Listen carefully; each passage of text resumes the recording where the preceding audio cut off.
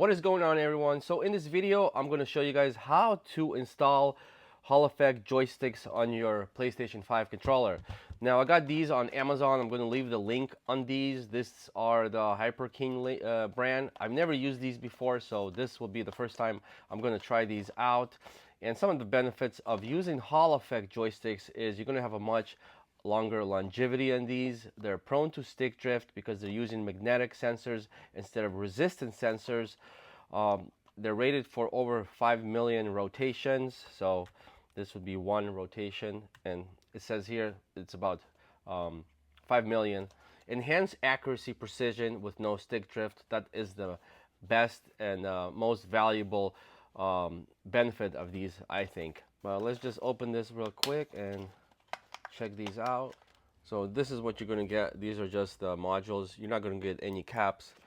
Similar to these Goldcan TMR sticks that I've did a review on. They come with a cap like this.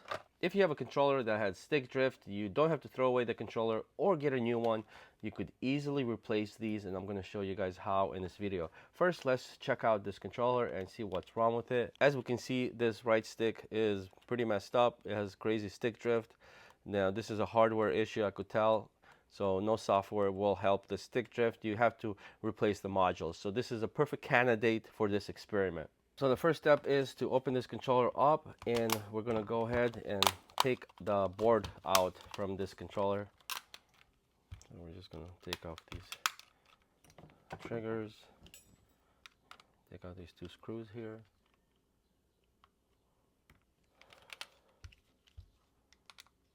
And two screws on the bottom.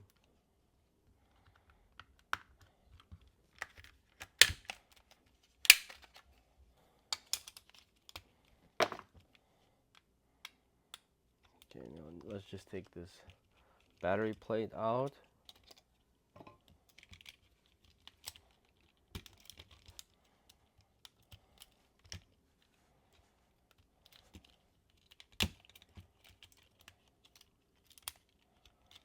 Take this ribbon cable out. So now we want to take this board out of here. So we're going to need a soldering iron to desolder these. So I use this little soldering machine here. It's pretty cheap. You could get it on Amazon. I'm going to try to leave all the links I'm going to be using in this video for all the products that's going to help with this process in the description. So if you guys want to try it out, you're more than welcome to check out those links. So we're just going to desolder these to get the board out. Now let's take out these little rubber things. There's going to be some extreme heat, so anything that could possibly melt we want to remove. Since we're going to be heating up all these pins here, we want to protect the rest of this board, so I like to cover it up with some foil just to be safe.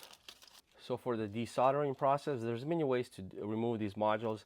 I like to use this. This is the Fast Chip SMD removal oil alloy, and you just lightly coat these pins with it and melt them out, and then you could easily remove the modules, and I'll show you guys how that's done. Now when you want to put them on here, you want to put just a little bit, not to overcrowd it. And this melts very, very easy.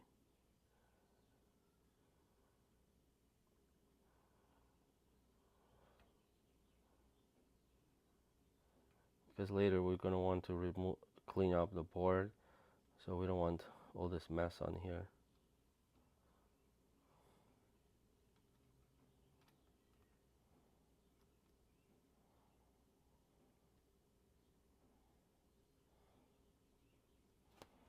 Okay, I think that should be good. Next step is we want to get a heating source. I'm going to be using a heat gun. So I'm going to set it like at around 750 degrees, and we're just going to lightly heat this up for 1 or 2 minutes.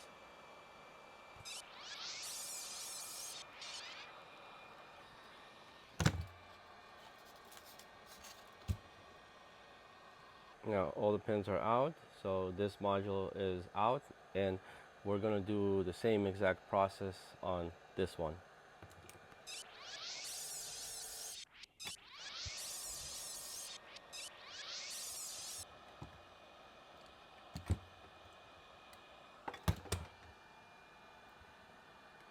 Just like that, it just fell out right away. I didn't even have to pull this one out.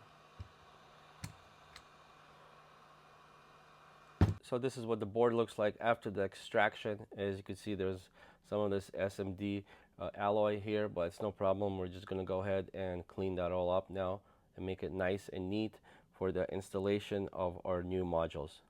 So we're going to be using the solder sucker to get all this excess solder out from the board. We're going to heat it up with the iron and then quickly suck it all out.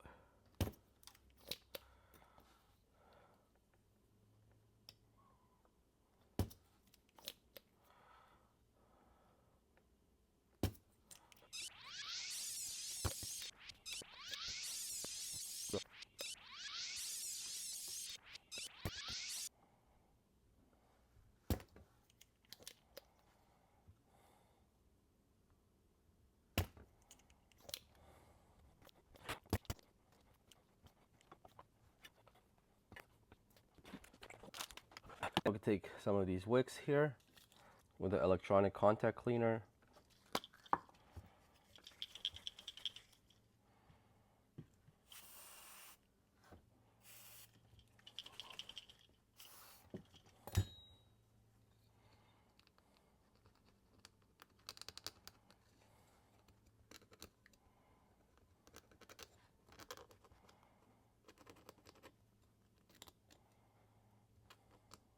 I think now we're ready to install the Hall effects. So we cleaned that out. So now we just want to see if it's going to fit here and if all the holes are good. All the pins come out on this side as they should.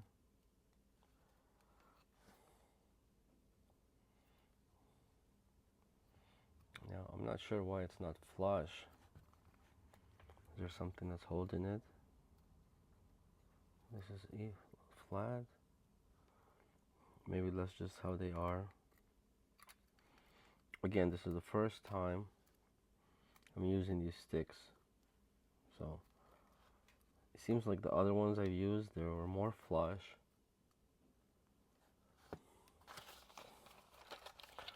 Just for comparison, let's see these TMR sticks and how they are compared to that one.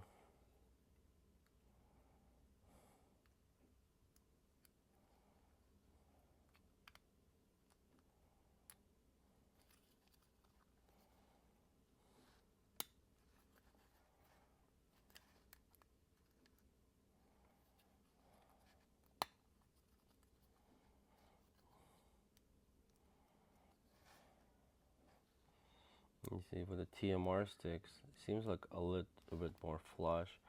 There is a gap there. But even if I point out these pins here at the end especially, you guys see how longer they are compared to these ones? Very short. These are much longer. So with the longer pins, it's easier to solder, and I just feel that they should be a little bit longer because even the stock ones are. I'm not sure why these ones are so short. But anyways, we'll go ahead and solder these are as they are. Shouldn't be an issue. I just find it a strange observation. So I'm going to put this cap here on the bottom just to put some pressure on here so this module is kind of sticking out, because if it's not, you see the pins fall out, so they have to really stay. So I need some support on the bottom, and I actually have to push the board a little bit down so when I solder it they stay in place, because for some reason these modules they don't stay flush with the board. You really have to put some pressure on it, which is understandable. It's just the other sticks I use, I did not have that problem. First I'm going to put some flux paste on here. This will make the soldering bind a little bit easier, and when working with this types of small little pins, I always prefer to use flux paste.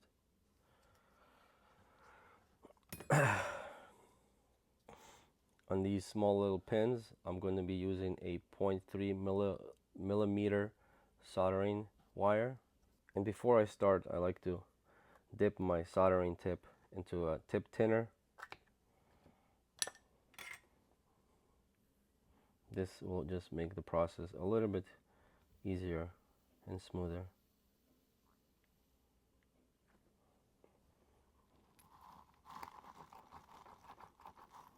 I'm gonna go ahead and start with these little tiny pins.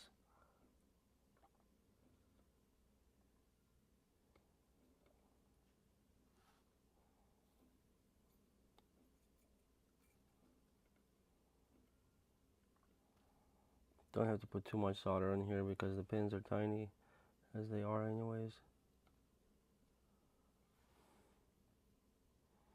But you see how that flux paste just melts everything and binds everything so much easier.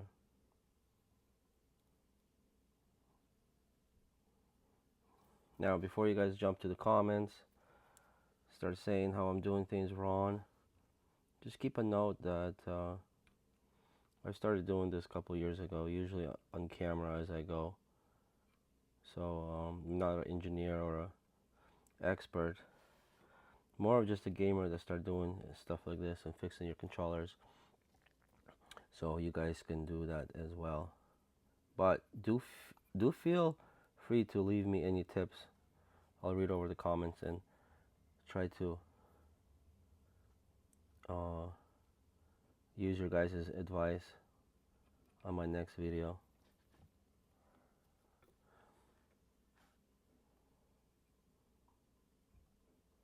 So I just think that putting sticks like this on a controller that's already gone, it's like such a cool idea because you had a controller that you wanted to throw out, but if you're able to put these Hall Effect joysticks on here, or TMRs, you have such a better controller now with a better precision, with a better value as well. Sony should take some notes and start putting these sticks on their controllers, because that's the trend right now. If you're buying a third-party controller, oh, there we go. Something happened with the light. See, I need to buy new equipment. Everything's old. I need more views to make more money so I can buy better stuff. No, I just need to start putting out more content. Having a full-time job, 2 kids, and trying to do this stuff, kind of hard. But you know, I try to make some time when I can. Okay, this looks okay. This looks fine actually. We're gonna go ahead and do the other one now. Yeah, I don't understand why the pins are so tiny, why they didn't make them longer. It barely pokes me. Usually the other ones, if I do this, it pokes me because the sticks are coming out so much. Get these tiny little pins first, then we can work on the bigger ones.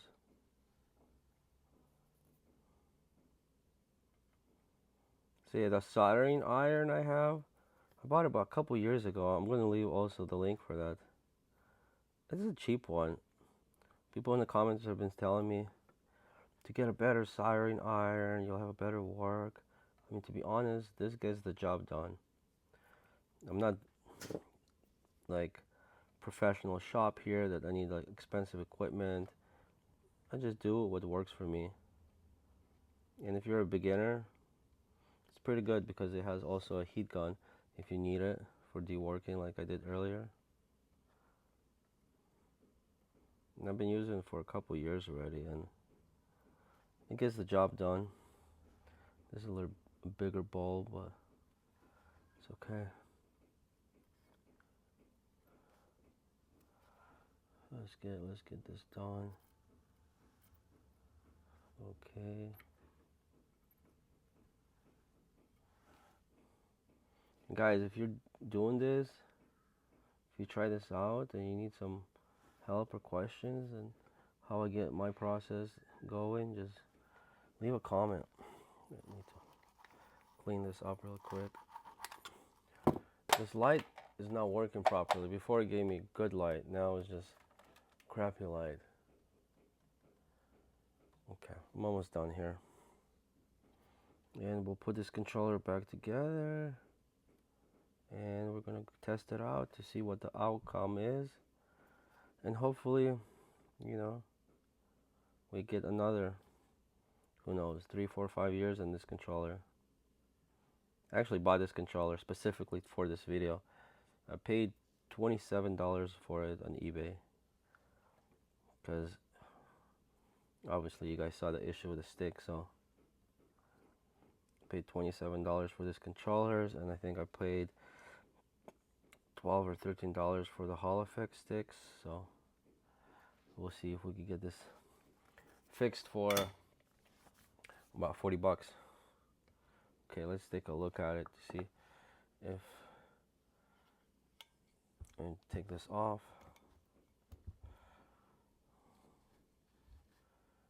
Zoom in, focus.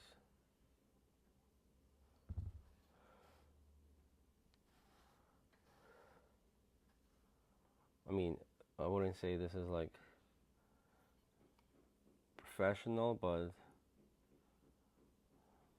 for a gaming nerd, I think it's okay. It should work. Hopefully it works. Otherwise, all this work would be for nothing. And if it doesn't work, most likely I will not post this video, and that means all this time and money was wasted. Alright, so now let's put this back together. We're going to put these little hoops in here.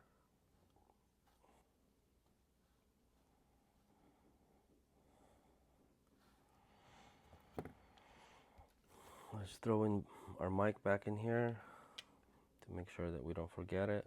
I don't know what's up with this controller that I bought on eBay, but I've noticed it has like a bunch of hairs. You guys see that? So weird. Maybe they were playing with cats.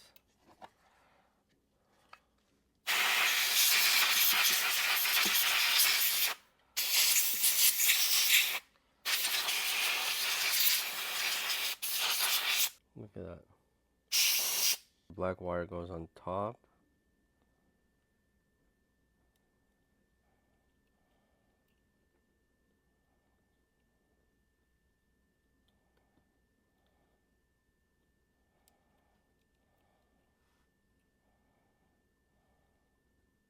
Let's get this smoke speaker, we can put it back here.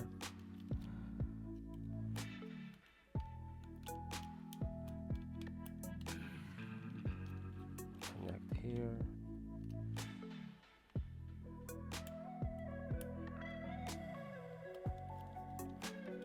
Connect here.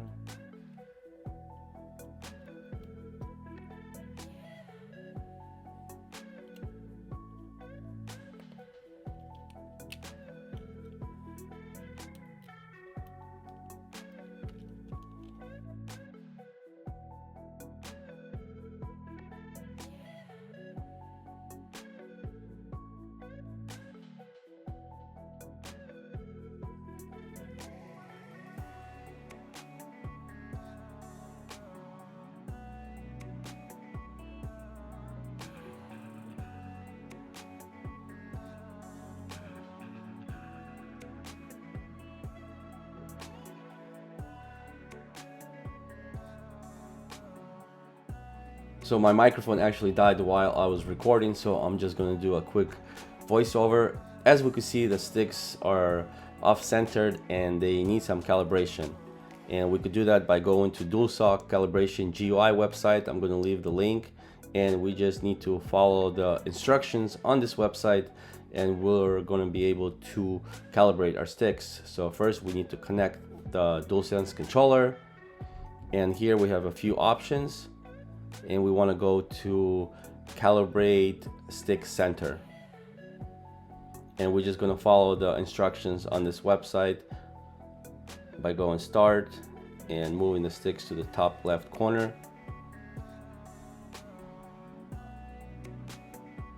Next we move it to the top right corner, then bottom left corner, and finally the bottom right corner. Click continue and done, and now our sticks are perfectly centered. If we go here, we could see that the sticks are pretty centered, but still the range is off because we have a 20% average error. So if we go to calibrate stick range, we could fix that. Just follow the instructions. So here, what we're going to do is rotate the stick slowly to cover the whole range.